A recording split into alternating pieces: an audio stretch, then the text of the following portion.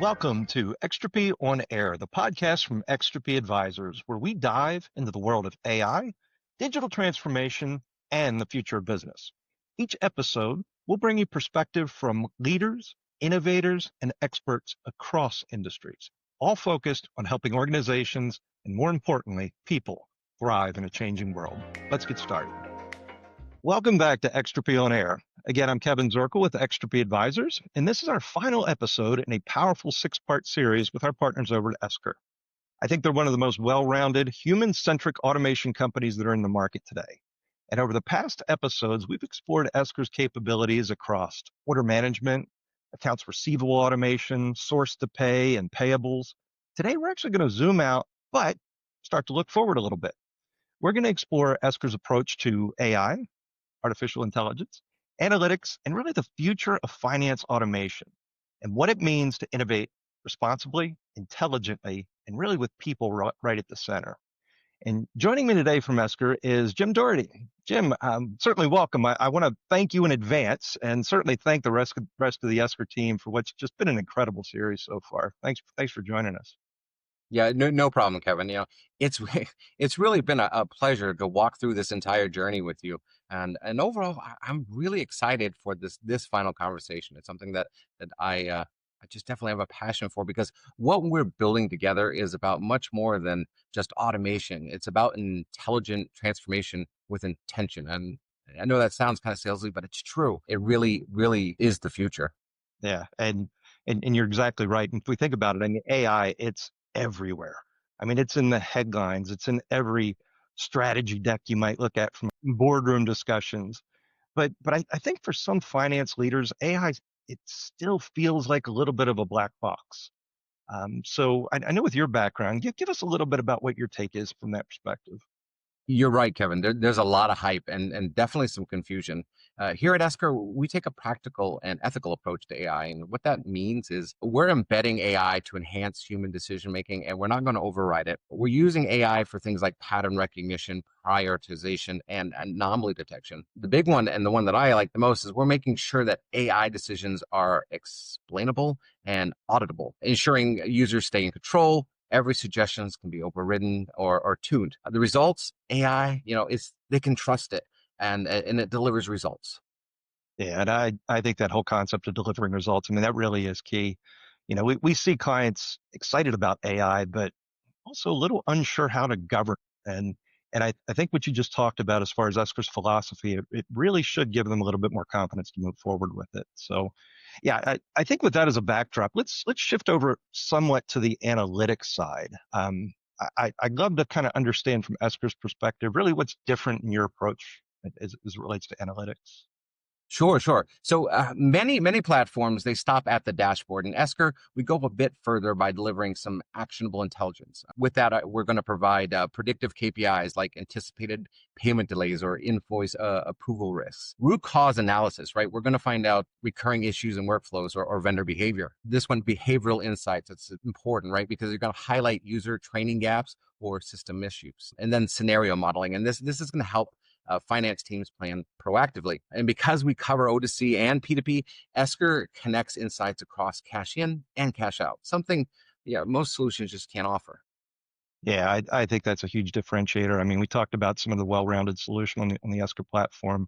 Really, that idea of connecting the upstream and the downstream insights, that just gives CFOs really true control over that cash strategy that I think a lot of them are still looking for today. So, now that we've talked a little bit about each, let's kind of compare. And as you look at the marketplace in general, it's crowded, and again, it can be confusing for some companies. So, how does Esker's approach to AI and analytics maybe stack up against some of the other competitive solutions that are out in the market? Sure. You're absolutely right. And, it's a crowded field, and you definitely have to make sure you have something that stands out. So here's what I've learned across the board. SideTrade, it has strong predictive scoring for collections, but limited transparency. So users can't always see why scores were assigned. Then there's high radius, and it emphasizes AI-driven collections and deductions, but it often requires heavy IT lift and support to customize the various behaviors. I think Coupa, yeah, definitely a strong player on analytics, but modifying logic and getting other bits of information requires custom code for external data science teams. So it's definitely more uplift on that one also. Esker's different, right? So we give line of business users full visibility into AI logic. Our analytics are configurable without code, so that's important. And we don't predict. We guide users to take action. Yeah, and I think that agility piece that really does make a big difference. And I think especially if you're talking about kind of what I would call mid-market or lower enterprise companies that may not have quite those IT resources as some of their larger counterparts. I think you touched on a few key elements there. Jim, one of the other things kind of throughout this series, one theme has really stood out to me, and pretty much everybody has talked about it so far, and it's that Esker relies on this concept of putting people first. How does that really guide your innovation roadmap? You're absolutely right. I happen to personally love that the idea is that we're embracing AI, but we're making sure we're putting people first in the whole process, right? And our core beliefs are simple. Technology should serve humans. And what that really means is we're designing experiences, that are intuitive and engaging. We're empowering users to make better decisions. And we're just not automating tasks and saying, hey, this is done. We're empowering each and every user going forward, and we're giving finance teams confidence, not complexity. And that's a big player there because they actually have a job to do, and that job isn't to just dive in and learn all about the AI that's going on that application. It's getting the numbers so they can actually make the decisions that they need to make. And from that, we've seen that platforms designed with empathy, I love this one, lead to faster adoption. That's been my experience across the board. And that gives us better performance and greater employee retention. And we're doubling down on that mindset as we evolve. Yeah, and honestly, I think it's rare, and I think some of our listeners will agree that it's rare to hear an automation company talk about trust and clarity and confidence. I mean, that's that's a storyline that I think really sets us apart, and certainly I would encourage you guys to continue moving forward with that. One of the other things, Jim, that's important to our listeners is, we talked theoretically about a lot of different things, and we've talked about a lot of different things throughout this episode, and certainly in some of the prior episodes. But let's get kind of real world for a minute. Can you share a bit of a client example that really shows, Esker's AI and analytics in action, and maybe what they've done for some of these customers? Well, yeah, absolutely. I was working with a team just last month, I believe, and it was a large manufacturing company, and they were struggling with the high volumes of customer payments coming in across multiple regions. So they were definitely Europe and South America and America. And the finance teams, they were spending hours manually matching checks, wire transfers, and remittance documents to open up their invoices. And through the whole process, we learned to slow down cash application, it reduced visibility in the customer payments and the various behaviors that go along. So how did Esker help? Well, we utilize the AI data-driven capture. Esker's AI extracts payments and remittance details from things like email, PDFs, and EDI 820 files, and that improves accuracy across the board. And it does it over time through machine learning. Then we added analytics dashboards, and the finance leaders definitely loved this because they gained real-time insights into unapplied cash, customer payment trends, and days sales outstanding or DSOs, you guys know. Then we moved into workflow automation, right? And exceptions are automatically routed to the next team member, and it reduced back and forth and all those, emails and things sending across to accelerate, the resolution of whatever they were challenged with. And the results, it's definitely what they were looking for. Customers were receiving a higher auto cash matching rates. They said often about 80%. Probably a little bit better in some cases, but still well above that. Finance teams, they reported faster month and close cycles due to minimized unapplied cash and overall better forecasting with analytics tools. And that's the real play there. When we start talking all about this, the office of the CFO and making the right decisions, that's really where this plays, right? So with analytics tools, that highlighted, things like late paying customers and high risk accounts, things of that nature. Key takeaways, pretty simple. Esker AI didn't automate everything. What it did is it continually learned from user corrections while the analytics layer gave the leaders, right, the CFOs, the people playing around with the numbers and making sure that they were doing what the company needed to do. It gave them visibility that they just didn't have before. I think that's great. It sounds like a fabulous story. I mean, you've taken where I know we've seen many customers this concept of going from friction to foresight. I mean, it is something we preach day in and day out with our clients.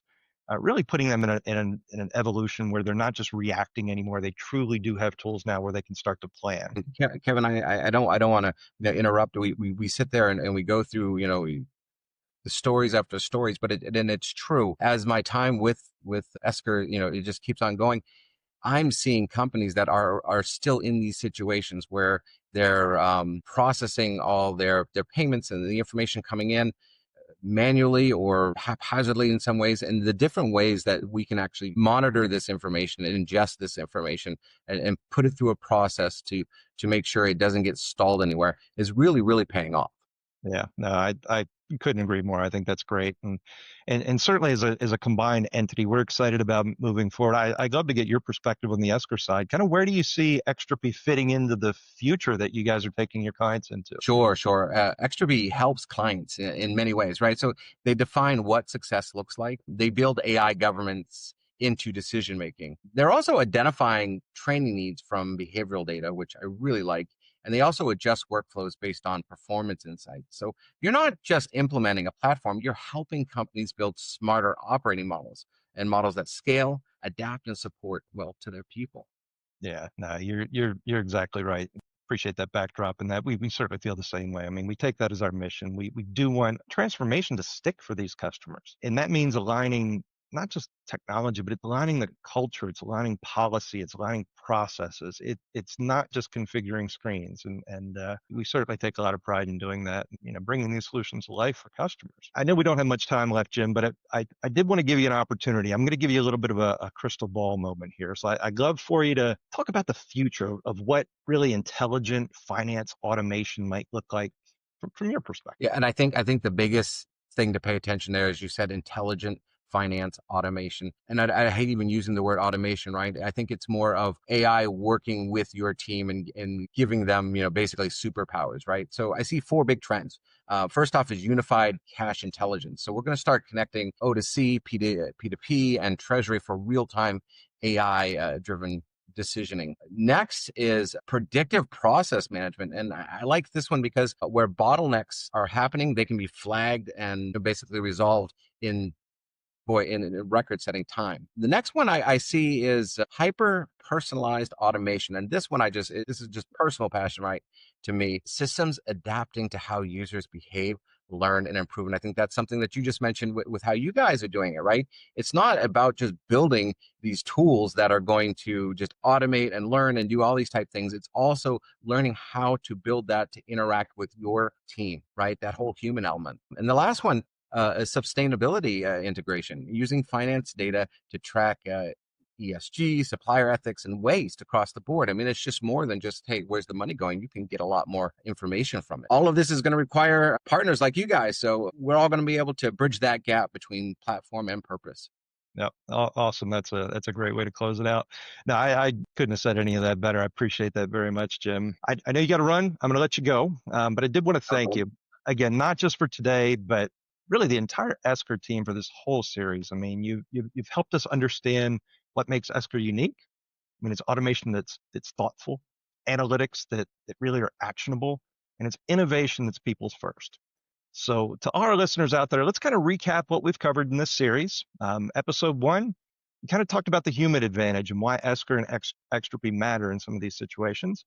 Episode 2, we took you through order management, where speed meets service. Episode 3, for all you receivables fans out there, it was about AR automation, allowing you to clap smarter and not necessarily harder. Episode 4 was in source to pay, where we connected some of the compliance with control. Number 5 was all about the payable side, where we turned bottlenecks into business value. And then with Jim today, we kind of went over AI and the future. It's really transforming with intention.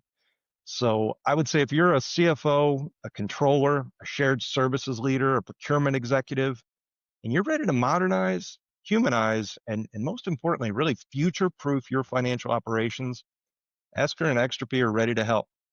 As always, if you're enjoying our series, please like, subscribe, make sure you tell a friend. On behalf of Jim Dougherty and myself, Thank you all for listening. We look forward to helping you guys all transform forward. Thanks again, Jim. Thanks for listening to Extropy On Air. We hope you found today's conversation insightful and inspiring. Be sure to follow or subscribe so you never miss an episode, and connect with us at Extropy Advisors to continue the conversation on AI and digital transformation. Until next time, I'm Kevin Zirkle, and this has been Extropy On Air.